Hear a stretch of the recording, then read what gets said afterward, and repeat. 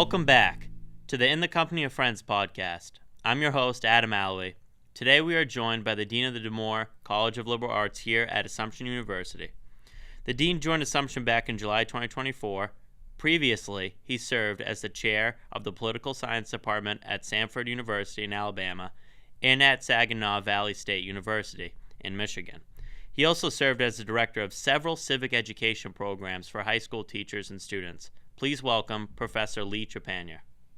Thank you, Professor Trepanier, for joining me today. So first off, thank you again. It's a pleasure to be here. And so we got these books out here. Do you want to give us a quick introduction of the books, a couple of books that you brought today? Sure. So the first one here, Teaching in the Age of Ideology, we look at seminal teachers and political philosophers in the 20th century, people like Leo Strauss, Eric Vogelin, Husserl, and we approach them as teachers, not as researchers or scholars, and how they saw teaching and how they were as teachers in the classroom. The second book is Why the Humanities Matter, is a collection of essays from scholars of trying to make a case why the humanities are still relevant today in the age of AI and STEM. And the final book I brought is The Socratic Method Today, one way of teaching in the classroom, of teaching the Socratic method and how to do it effectively in a variety of disciplines. Okay, yeah. So, I mean, again, with the second book you talked about the humanities and stuff, that's kind of, my main focus today. My main focus is really to understand why communication with one another is so important, especially today. So obviously, for those that you don't know, Professor Trepanier is the dean of the the DeMoore College of Liberal Arts and Sciences. Yeah. So, and you joined here 2024. That's correct. So what brought you here to Assumption? Because you've taught at a numerous amount of schools around the country. What brought you all the way to Worcester? Well, one of the things that made Assumption University very attractive to me was its mission and being a Catholic liberal arts institution. I'm a strong proponent of Catholic liberal arts education, and being in the position where I can support faculty and staff to teach liberal arts education to our students and support them and transform their lives was a wonderful opportunity that I saw that availed itself to me, and I was happy to take advantage of. Yeah, and I think all the professors here, I think everybody can agree, like, you're a good pick. I think you're definitely a good pick as well, thank you. Dean. Still early days, though. We'll see. Still early days. So, you got your PhD down in Louisiana. How was Louisiana different than up here? Well, a number of ways. I say Louisiana State University is a Research One institution. It's a state institution. So the focus there is really to produce scholarship, academic scholarship, and public scholarship. Teaching is less emphasized. If you're a faculty member at a Research One institution like LSU or University of Michigan or UMass Amherst, you're evaluated on how much grant money you bring in, how many publications you produce, how much sort of public intellectual commentary you disseminate. And so teaching is even though you are evaluated on teaching becomes secondary to your career advancement. Whereas a place like Assumption, teaching is primary. So when you bring your students here, the primary purpose of our faculty is to teach and transform our students' lives. So in a strange way, it's a paradox sort of more broadly in higher education, where sort of the better name institutions, the Harvards, the Michigans, the Stanfords, if you go there as an undergraduate, you probably won't get as a good education as going to, say, a small liberal arts school like Assumption, where teaching is primary. So that's what I would say about the difference between LSU and Assumption. I would also say here at Assumption, I've been at a number of institutions, as you mentioned, and I would say the teaching faculty here, or the faculty here at Assumption, are extremely dedicated to their students. Compared to other places I've been, they really will do right by their students. They're really dedicated and want to do the best for their students in a way I haven't seen at other institutions. Yeah, I mean, I can definitely relate on a student perspective. I mean, I've been here for I mean, this is 1.5 semesters maybe, and I'm obviously still a freshman. And you can notice it's very similar to my high school had roughly 2,000 kids. I went to Whittier Tech, and it was a smaller atmosphere, but it bigger for a high school. Right. But still, you had that personal connection with the teachers. And when I was looking for schools, I knew that I needed a smaller school, population-wise, so then I can get that really one-on-one teacher interactions and stuff. Whether if it's office hours, whether if it's sending an email. You send an email to a professor, most of the time they get back to you. It's not a week ordeal. They usually are pretty quick to respond. No, that's right. I mean, not only do we have small classrooms, but I think our faculty want to meet their students during office hours or outside of the classroom. We have a number of opportunities here at Assumption, such as internships, summer research programs, that students can participate with faculty. Even something like this, the podcast, right, which is we have faculty and staff supporting that. So I think there's a lot of sort of personal connection between faculty and students that, quite frankly, you won't find at a Research One institution. I mean, your introduction classes are going to be taught by graduate assistants, and here you're actually being taught by the faculty. Yeah. That's another big part of when I was pursuing education is finding people that are the most educated in their fields, and I want to learn from professors and stuff. I want the front line. You know Right. what I mean? So obviously, you are the dean, but you also do teach classes here. What kind of classes do you teach here as well? Well, I'm a political scientist by training, so I teach the political science classes, but I'm certainly open to teaching other classes that are needed within my realm of expertise. So I've been trained as a political theorist as my primary field. My secondary field is comparative politics, and then my third is American politics. So in that area, I'd be qualified to teach. As you know, I last semester I taught the Introduction to Political Science class, where we have first-year students, which was a real joy for me. And then this semester, I'm teaching an elective political science class where I have upperclassmen in that course. I enjoy teaching. I actually went into academia because I wanted to teach. Between undergraduate and graduate, I worked in corporate consulting for a while. So I got tired of sort of the business world. Yeah. I thought academia might be a good option for my career. But I really went to academia for teaching, not so much for scholarship or career advancement in administration. Yeah. I think also, especially as an administrator, teaching is a real joy in a number of ways. One, it blocks off time where you're not being asked for a request from faculty or staff, or you have to go to a meeting. You have that 50 minutes or an hour and a half. Just focus on the subject and your students, and that's a real break and re-energizing moment for me. I think, and secondly, I think it's important that it provides a feedback loop on what's happening on the ground. So you actually see these students, know what their needs are, what their strengths are, how you can help them. It's not just, the students aren't just an abstract entity on a report. Yeah. They're flesh and blood in the classroom, and I think that's really important to see what type of students we have and how we can help them, and how as dean, how I can help support the faculty staff in turn support students. Yeah, and again, it's the way that you view that stuff. I mean, I think it's very valued, especially today. So obviously, you talked in favor of a Catholic liberal arts education stuff, and so that does include some humanities classes, whether if that's theology, philosophy,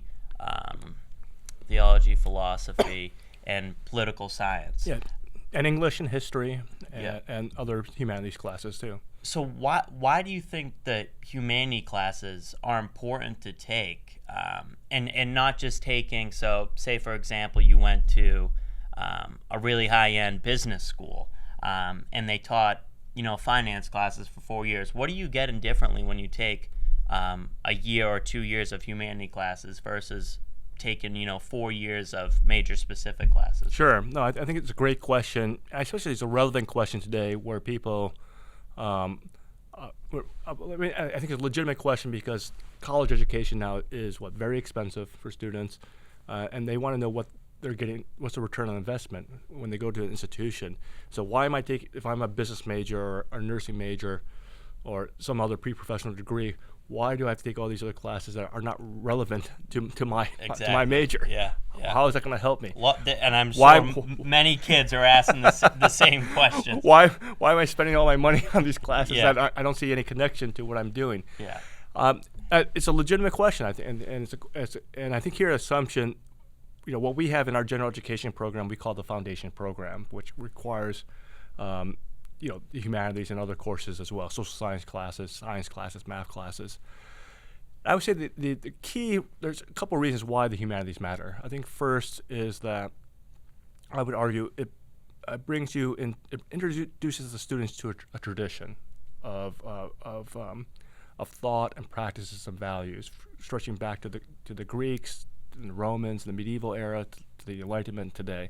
Just knowing sort of our that we are part of a continuous civilizations over time, and understanding sort of that context is very useful. I think secondly is sort of the transferable skill argument, which is the skills you learn in the humanities, reading and writing especially, are transferable to any sort of business or career you pursue.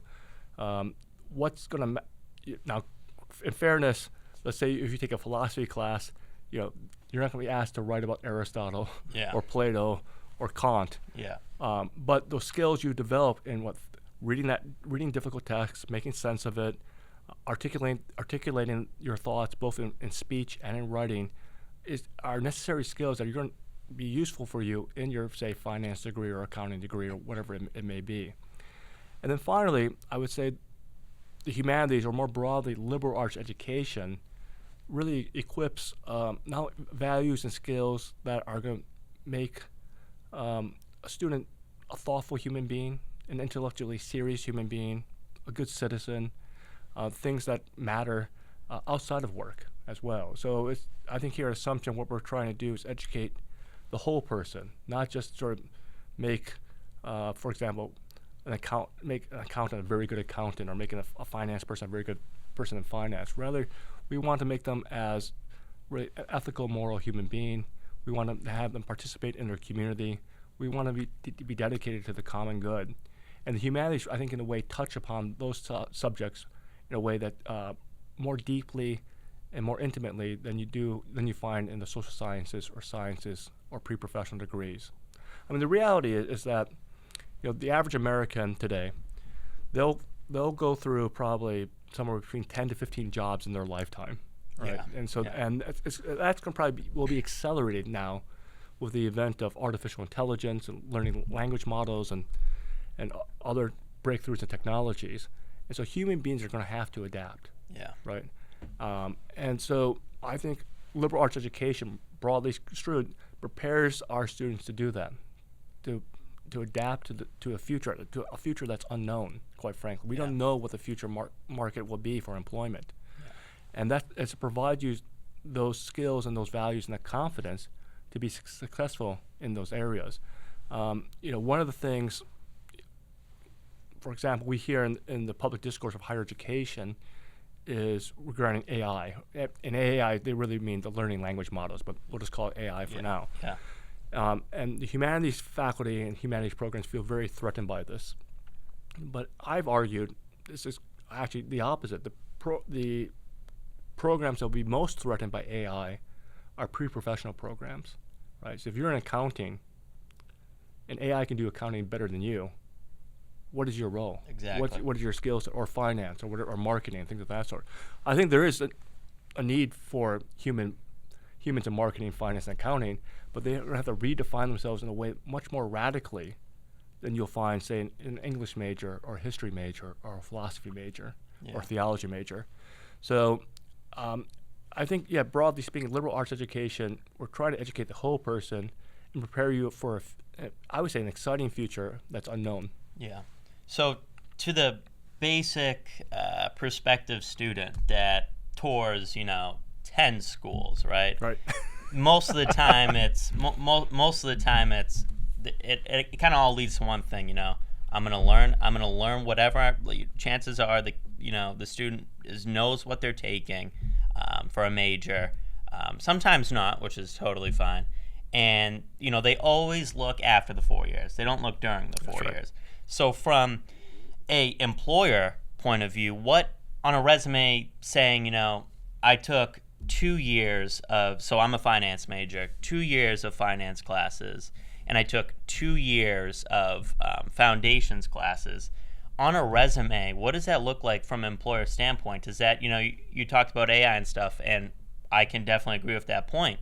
When you go down for your interview and, 100 out of the 150 applications that they see, for example, it's all 4 years, 4.0 GPA in finance, and you can show, how your, stocks were and, how your graphs look and stuff like that. And they see a bunch of those. But what happens when they see, 2 years of English, philosophy, theology and stuff? What does the employer kind of infer about the interviewee? Well, I think that's going to vary from company to company. So I'll just add that caveat first. But what we'll find is today and in the future is that what's going to be more valuable in employees in the job market are what's known as the soft skills, right? Can you work in teams? Can you articulate yourself well in writing and verbally? Yeah. Are you responsible? Do you actually show up to work? Yeah. The soft skills are going to matter more and more today and in the future because a number of these tasks are going to be automated, right? And they're going to be so less relevant. And then on top of that, can you think synthetically? Can you think creatively? Can you think sort of, I hate to use the phrase, outside the box, as it were? Yeah. Right? And so if you're just looking at the finance, in this example, if you're just looking at sort of your finance courses and your finance experience, they'll say, yes, this student, for example, is very good at his or her pre-professional program. But if we want the soft skills, if we want someone who sort of thinks outside the box, what can they bring to that? And this is where I think liberal arts education or here the foundation courses make a case. I can think, Exactly. I've been trained broadly, right? Yeah. So I can make the connection between theology and philosophy, English and finance, or whatever it may be, things of that sort. Now, having said that, I do think it is a burden upon the student to make that case to the employer. Yeah. And I'm working with a committee and some other people on campus to try to help with our career service center to help our students make that case, to translate it. So when they say, for example, when they go to the job fair, if you're a history major, if the employer asks them, what have you done? And you say, well, I've done this research paper on Napoleon and this 25-page original research paper on Napoleon, and I presented it in my class and so on, which is great. But what we need to help our students do is translate that into the language of competencies that employers understand. So the student could say something like, I did an original research paper on Napoleon, and I presented it verbally in class, and from this what I've learned is taking the initiative, doing original research, learning how to articulate myself well in writing and speech. That's a language that employers will understand. I think the humanities and liberal arts, we teach this to our students. But we need to do a better job of trying to convey that and translate that to employers so they understand the skill sets that our students have. Yeah. So it would be a shame, it is sponsored by the Center for Civic Friendship. It is a Center for Civic Friendship podcast. So, I would like to tie in, the goals of the humanity classes and what we talked about towards, civic friendship or civil discourse and stuff. So you wrote in your paper, The Crisis of Liberal Education, nearly 4,000 universities and colleges and diversity, private, public, regional. What makes the American system of higher education unique is the different purposes and values that its array of institutions offers. Some are comprehensive, others are narrow, some are religious, others are civic-minded. What are some of the different purposes and values of a civic-minded school? Well, I think in a civic-minded school like ours, Yeah. especially spearheaded by the Center of Civic Friendship, is that we recognize the importance of community, right? And so that we see that human beings are communal animals, and that no one achieves success by his or himself. They rely upon other people, and the type of community we want here at Assumption is one of friendship, right? And so what does that friendship mean? And that's a whole nother sort of rabbit hole, which we don't need to go down to. Yeah. In terms of civic friendship is the idea of sort of the values of respect, of toleration, of pluralism, of civility. These are the things we want to cultivate in our students here at Assumption. This is what the center is trying to promote here at Assumption.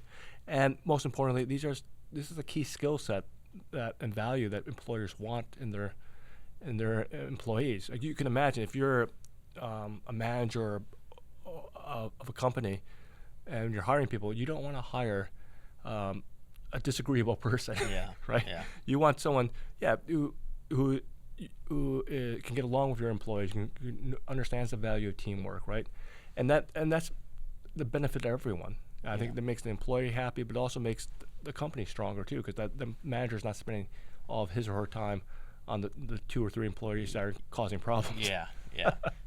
And, I always tell everybody, that is like, I have to do this philosophy class, or I have to do this theology class or whatever. And I was in the same exact boat. I was like, there is no way that I can see that this is something that could benefit me. But what I did take your class last semester, and I tell everybody about this.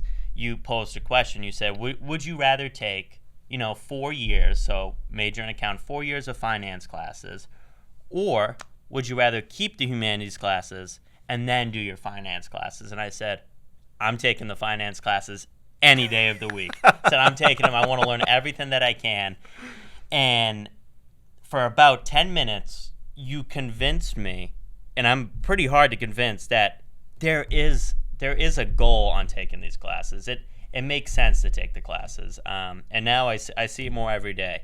I think that's one of the things that's difficult for students who take foundation classes or humanities classes. You don't see the benefit prospectively. You see the benefit retrospectively. Yeah. And so, you see the benefit now. Just let's wait till you're a senior. I think you'll even see the value compounds over time. Yeah. I have every year, I've been in this business for 25 years, and so without fail, every year I get 2 or 3 phone calls from former students, and usually some sort of crisis or existential crisis they're going through. I don't have any insight, but they call me. But it's interesting in the conversation, the things they talk about, the things they refer back to, are things they've learned in their humanities classes. It's something that stays with you over a lifetime. And it's because it deals, I think the humanities deals with sort of existential questions of purpose, meaning, and identity in a way that other courses don't. So, but yes, it's a hard sell, especially to first-year students, because, again, you don't see the value until after you've gone through it. Yeah.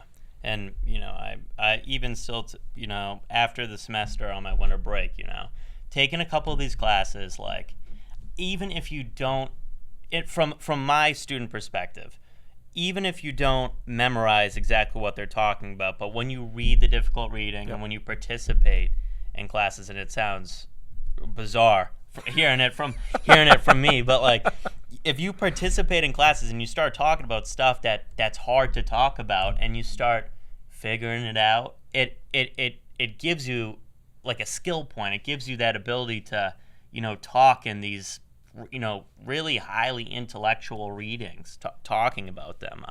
And I think that could be beneficial anywhere. Who are you? Are you Adam? What do you do with Adam? Yeah, right. I know. So to kind of close this up, I wanted to talk about, again, from the read-in, The Crisis of Liberal Education that you wrote. You wrote about Alexis Tocqueville, and I'm also studying him in my European History 2 class. You wrote this. According to Tocqueville, individuals believe that everyone has an equal right to understand reality for him or herself. So right off the bat, I mean, when I read this kind of segment here, I took a lot. There was a lot of meaning in this writing. In democratic societies, everyone relies upon his or her own judgment to make decisions and reduces everything to its practical or ulterior value, to accept tradition only as a means of information and existing facts only as lesson to be used in doing otherwise and doing better. But because everyone is equal, no one is certain that his or her judgment is better than anyone else's. So that line right there, I mean, it's my favorite line. But because everyone is equal, no one is certain that his or her judgment is better than anyone else's, ultimately yielding a consensus dominated by easy quantified data. Could you speak a little bit more on Alexis Tocqueville and why he's even relevant today? Sure, I'd be happy to. But just for context for the listeners, this is you're referring to an essay I wrote for Law and Liberty, on the crisis of liberal education. I've written a number of essays on higher education for them. But for those who don't know, Alexis Tocqueville was a 19th century Frenchman nobility who came to the United States for 9 months to study the prison system. Actually when he came back to France, he wrote 2 volumes, Democracy in America, Volume 1, and Democracy in America, Volume 2.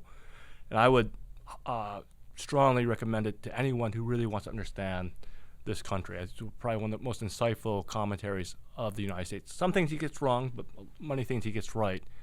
And the key feature to his work is the idea of the equality of condition. What he points out is that what makes American democracy unique is a mindset, is a psychology that we believe that everyone is equal to one another, that no one is inherently better than another person.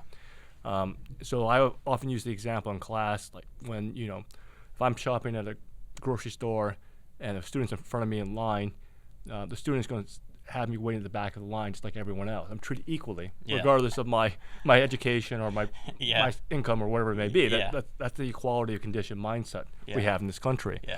And so, it produces many positives that Tocqueville points out, but it can have some negative consequences as well.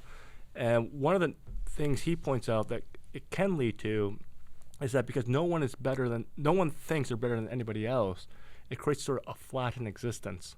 And so the one thing that we can use to say if product A is better than product B is to use sort of quantifiable data. Is numbers, and America is, of course, American culture is filled with statistics, and especially in sports. I mean, it's almost all. It's how you judge things. That's most right. of the time. Right. And I think there is a value in statistics. I think there's a value in quantifiable data, but it's not the only way to evaluate things. And I think this is a problem that Tocqueville points out. I think it does overspill into our education system, certainly in the K through 12 system where it's all testing. Right. And there's something wrong with testing, but if all the testing is quantifiable, it misses out on certain cognitive abilities and traits that are valuable. And we also see this seep it into higher education too. And I think it's something we have to be wary about, especially those who believe in liberal arts education and Catholic liberal arts education.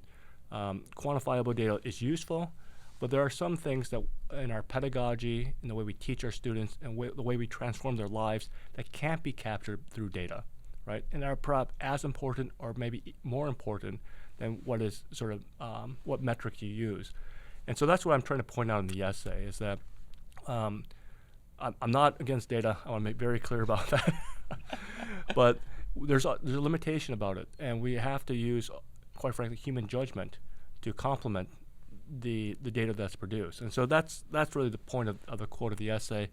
And again, I think Tocqueville was very insightful, that the reason why, especially Americans, they sort of naturally latch on to statistics to explain things. I mean, this is maybe a trivial example, but you hear sort of these debates in sports, who is the greatest team or who is the greatest athlete. And how their answer is usually it's quantitative. Like this person has won this team, or this person has won number of championships, or this person or team has done X number of achievements. Yeah. And that's one way to evaluate it, but there's other ways too. Yeah, right? I find myself getting in plenty of arguments about who is better, Michael Jordan or LeBron James. Right. And 9 times out of 10, they just pull up the stats of LeBron James, and I'm like, okay, I mean, yeah, he scored the most points in the NBA.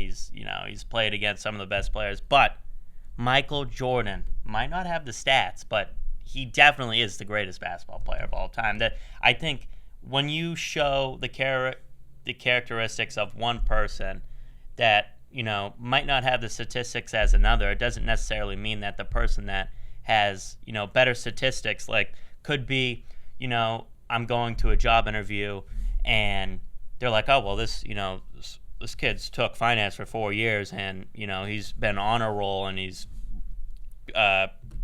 we gave him some funding and he raised $50,000 in the market. Or you take another student that that has gotten involved around campus, that's gone to the lectures, that's talked in class and stuff, and took 2 years of some really hard thinking classes, and you can't really. I mean, when you put it in that perspective, either can go one way. That's right. And going back to the Michael Jordan, LeBron James example. Right. The question then is, if you're comparing which one is the superior athlete, what statistics do you use? Or even broader, what criteria do we use to evaluate what is a better athlete? Maybe it's not statistics. Maybe it's other attributes. And that's where liberal arts education falls into, right? Yeah. We're now trying to figure out what constitutes a good person, or what constitutes an excellent athlete.